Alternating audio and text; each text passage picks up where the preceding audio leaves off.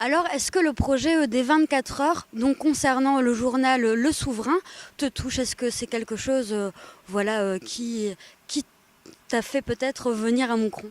C'est pas ce qui m'a fait venir à Moucron. Je viens parce qu'on me demande de venir. J'aime chanter où que ce soit. Maintenant que ce soit pour un projet, bah oui, bien sûr, bien sûr que ça me touche.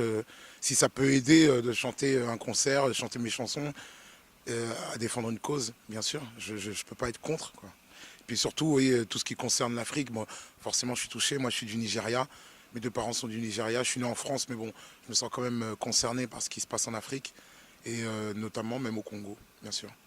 Pourquoi ce nom de scène Féfé? C'est un diminutif de mon nom de scène qui à la base, mon tout premier nom de scène était Sam le Phoenix. J'étais MC dans des soirées, j'animais. Et c'est devenu Phoenixy et après Féfé parce que voilà, on raccourcissait de plus en plus. Ok. Donc dans ton album Le charme des premiers jours, c'est bien ça. Alors il se situe entre soul et pop. Est-ce que tu es toujours attaché à la culture hip-hop et rap?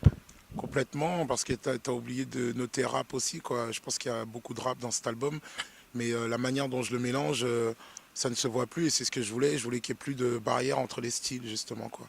Et moi, ma base, elle est hip-hop, quoi qu'il se passe. C'est comme ça que je fais mes sons, c'est comme ça que j'ai appris la musique. Mais je me permets d'explorer la musique, quoi. Tout simplement, j'essaye de créer un nouveau style à ma manière. Alors dans ton titre Le charme des premiers jours, tu dis que voilà la magie des premiers temps s'affaiblit au fur et à mesure des jours. Est-ce que ça t'est arrivé? Est-ce que tu as des conseils à donner pour que justement cette magie elle perdure? Oui, non, j'ai pas de conseils à donner, mais oui, ça parle de ça. Le charme des premiers jours, à la base, c'était plus par rapport à l'album. Le titre de l'album, c'était plus pour parler du charme des premières fois où j'ai entendu les musiques que j'explore dans cet album, justement, que ce soit tout ce qui est black music surtout. Donc j'ai été élevé avec ça, c'était un peu la culture de mon père, et c'était essayer de faire une sorte de synthèse de ces musiques-là. Dans le titre, nous, tu parles voilà des choses qui nous empêchent un peu de nous remettre en question. Est-ce qu'il t'arrive, toi, par ta musique, voilà, de te remettre en question? Constamment, bien sûr. La musique me permet de me remettre en question tous les jours, même sans ma musique, mais je l'exprime à travers ma musique. Ouais.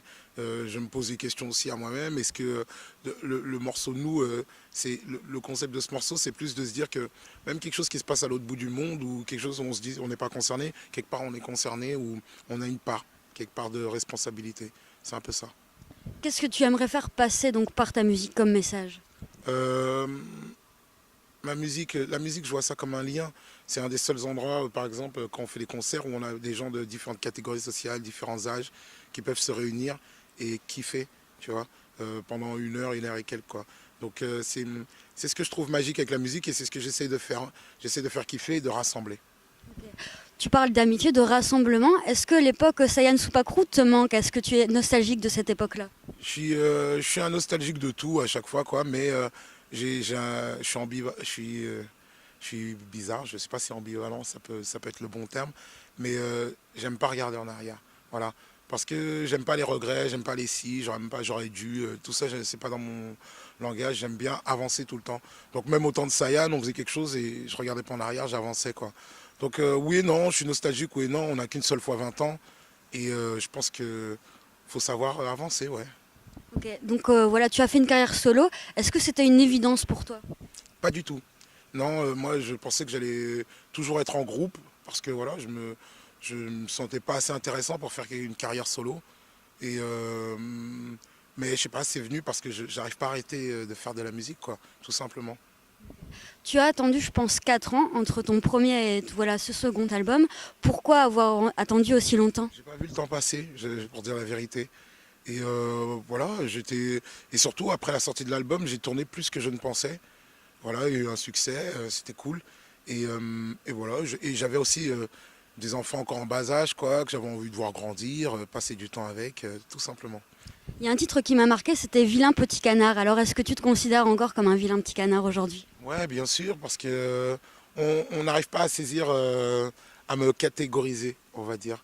Donc quelque part, je suis un vilain petit canard à cause de ça, quoi. Je rentre dans aucun bac, clairement. Je voulais savoir aussi qu'est-ce qui te plaît en musique en ce moment? Qu'est-ce que tu écoutes? Un peu de tout, tous les succès. Stromae, un gars de chez vous, bien sûr, qui a fait un album phénoménal. Après, j'écoute beaucoup Edward Sharp and the Magnetic Zeros, j'aime bien, ça n'a rien à voir. c'est de la pop, je sais pas quoi. Mais j'aime bien le gars parce que pour moi, c'est un rappeur. Je sais pas comment expliquer. Et ça se sent. Je sens que ce gars-là aimait du rap et je suis sûr qu'on pourra lui demander. Et j'aime écouter le dernier album de Jay-Z, bien sûr. Hein, voilà. Oli, Magna, Carta, je ne sais plus quoi. Si tu pouvais faire un duo avec une star ou voilà une de tes idoles, ce serait qui? Ah, j'aimerais bien travailler avec Stevie Wonder.